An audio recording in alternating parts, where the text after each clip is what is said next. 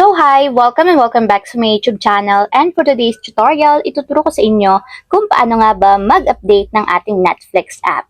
But first, kindly subscribe to my channel and don't forget to hit the subscribe button and the bell to notify you for my new updates.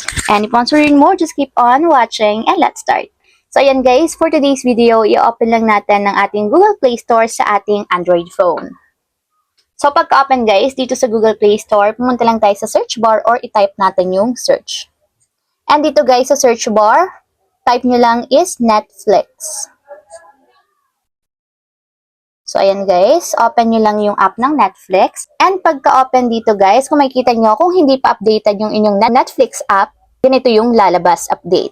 Pero kung updated na yan guys, open na lang yung lalagay. So, since nga hindi pa to updated, tap natin yung update para ma-install sa ating mobile phone. And wait natin guys hanggang sa matapos ma-download. And ayan guys, pagka-install, tap natin yung open para directly mapunta tayo sa pinakang application. And dito guys, ilalagin nyo lang yung account niyo para magamit niyo yung account niyo sa Netflix. So, ayun lang guys, ganun lang kasimple kung paano nga ba mag-update ng ating Netflix app. If you have a question, click comment down below and don't forget to hit the subscribe button and the bell to notify you for my new updates.